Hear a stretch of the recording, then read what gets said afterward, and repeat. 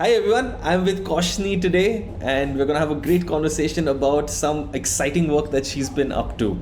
So let's get straight into it.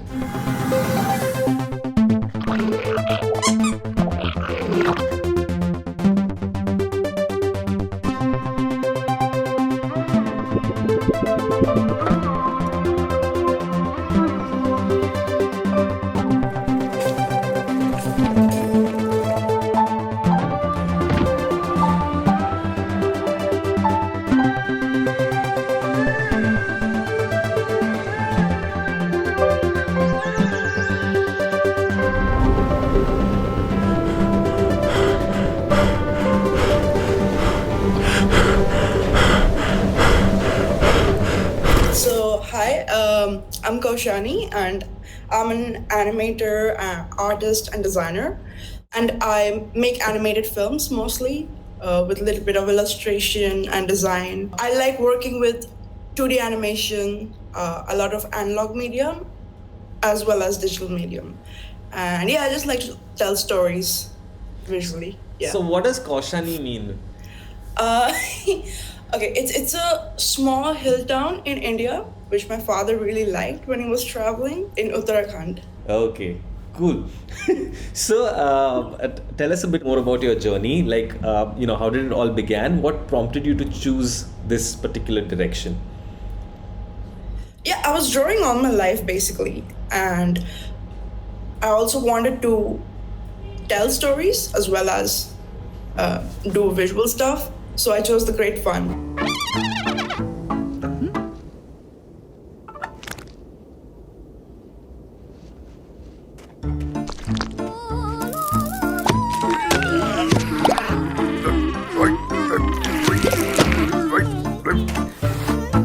I went on to study animation at MIT in Pune. So that started all obviously. And then I worked on a lot of fun stuff in the industry for a couple of years. And then I wanted to level up my skills and environment with a lot of animation peers. So I came to do my master's at the Royal College of Art. Okay. When you were working previously, like in the middle, you said like after doing MIT, you worked for a while in the industry. So tell us a little bit about that. I started working for this startup in Bangalore called Cryo. It was a pretty uncertain role in the sense that it was a very small company and it was just starting off. So I had a lot of freedom to do anything that I wanted. But with that also came not knowing what I had to do. So there was that balance that I had to strike. So basically I was given full freedom of designing all the brand design materials and the whole visual language of the company. So that was a huge challenge and also an adventure. So I used my animation background to create these characters for the company, and I think they're still on their page. I created a cast of characters. Yeah, that was fun. So how long were you with them? I was there for almost 3 years. I think 2.5 years-ish. Yeah.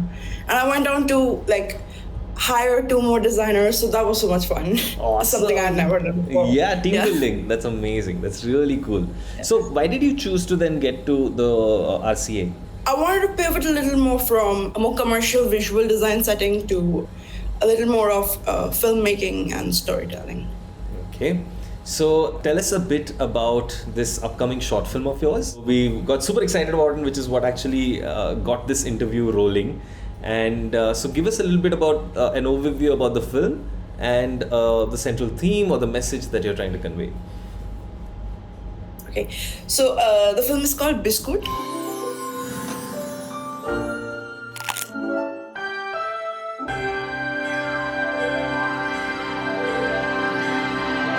The origin story of it started in the first term here, where I was looking at themes of surrealism and how displacement of the war was in deep connection to the theme. Which war? Which war? The big war, the Great War in that times. So it just got me thinking to the connection between surrealism and displacement people.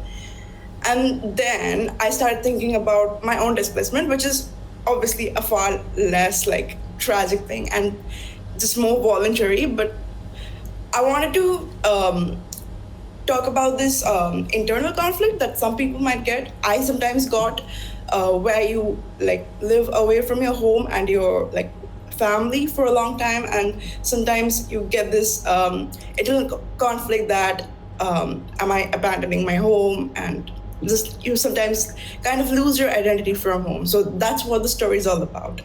So it follows this 18-year-old character. Some people have said looks kind of like me, but I won't say anything about that. Yeah, she just takes this train journey, which is a metaphor for life. And yeah, I've used biscuits as a metaphor for her identity to home, hence the title. Yeah, that's the film. That's the long and short of it.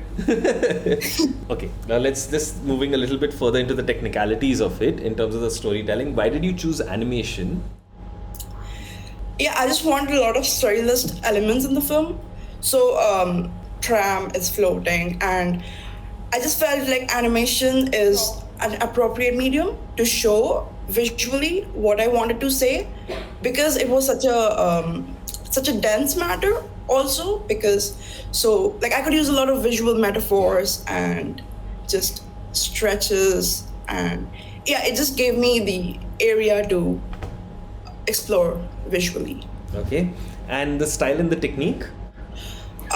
Yeah, so in the beginning, I wanted to do it completely analog, so with gouache paints. In the end, what I did was I painted the backgrounds with gouache, and then I did digital animation on top of that.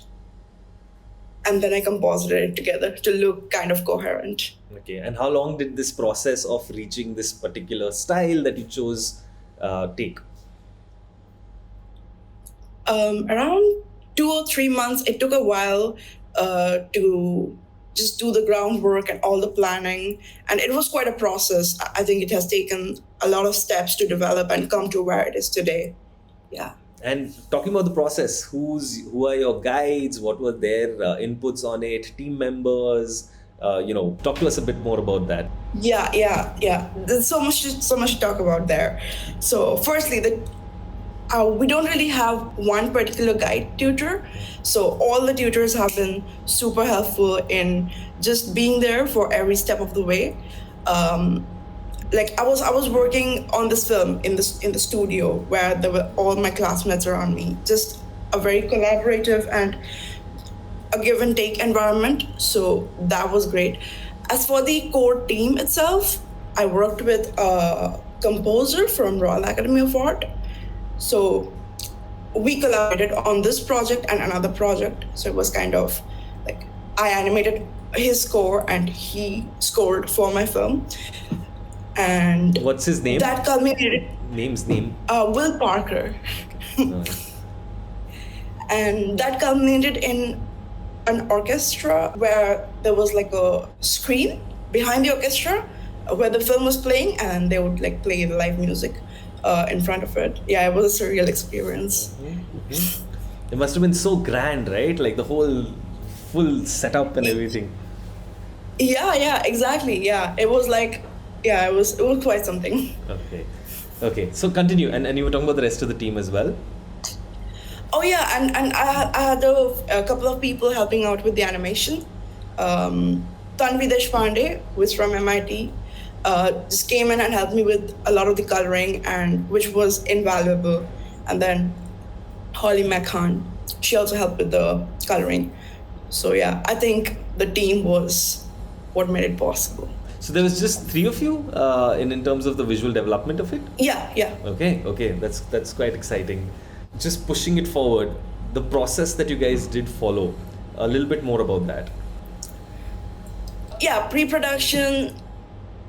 Basically, I brought them in when everything was set, pre-production, and I'm kind of like I have all these documents in place for the pipeline. So like a pass chart, character sheets, color sheets, and all of those things. It was pretty smooth working with them, actually. Did not go into any like hiccups or anything.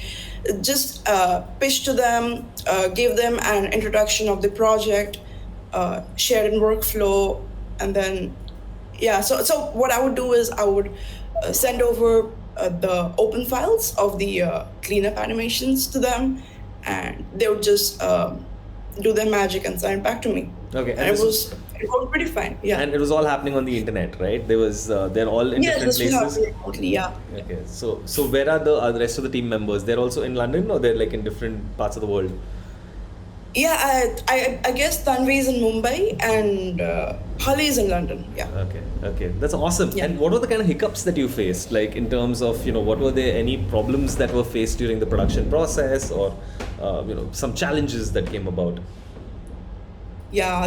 Well, there was the classic mid period where you just start questioning your whole project and your idea, and you just want to go on to the next film. So that was there.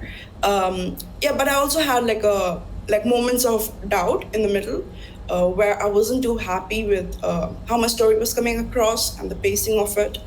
So again, just talking to my classmates helped a lot, and just I don't remember how many drafts I went through for the story. Yeah, so I guess that would be the biggest challenge. Okay. Yeah. Right.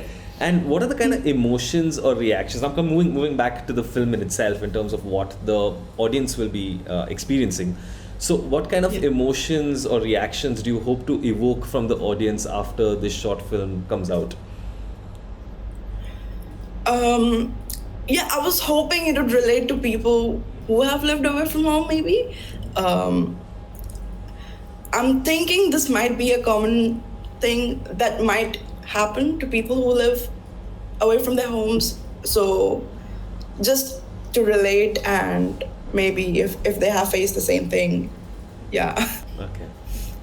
Any notable techniques or visual elements in the animation that the viewers should look out for once it does come out? So I've actually used color and letterboxing as narrative devices. So there are 3 chapters in the film, ages of 18, 25, 40, and I've used like very strikingly different colors to show the aging journey, and also the letterboxing changes from 4:3 to 16:9, and finally 21:9. So yeah, I hope people pick on that, I guess. That's a very interesting put there. That's a very interesting approach also. That's quite cool. I remember all the friends who were here in RCA, and so they're fairly close by. So they were all like, we're doing 2 jobs to like manage the loan, the funds, the stay, the food, all of that. So how's that journey been for you as a student abroad? Yeah, I mean, it's really expensive. London especially is really expensive. So yeah, I would say it's a constant thought on my mind.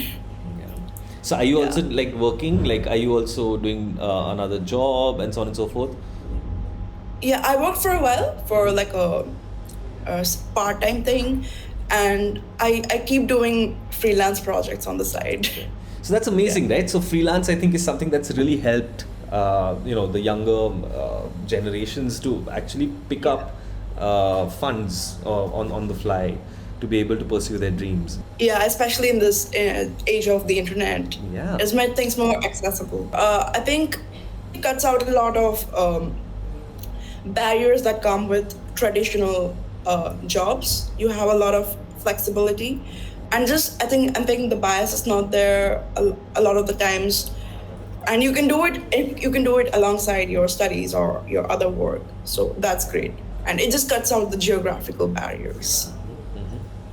Awesome. So yeah, recommended. That's great. I'm gonna throw in one last question. 5 favorite directors that you look up to. Michael Dudogdawit, Gitanjali Rao, Isao Takahata. Yeah, I think I have 3 off the top of my head right now. Okay. Books that you're reading right now and that you would definitely recommend to someone? Oh, there's a novel that I read called Goodbye Sugumi by Banana Yoshimoto, and it was quite helpful for my film as well, because it's about two cousins who live in this small seaside Japanese town, and one of them moves away, leaving the other one behind. So, feeding right into the alley. Okay. It's a good. Okay, it was lovely talking to you, Kaushani. Just hang in there. We're really looking forward to this film and hope to see great things coming out of you and that brain of yours in the near future. Thank you so much for having me.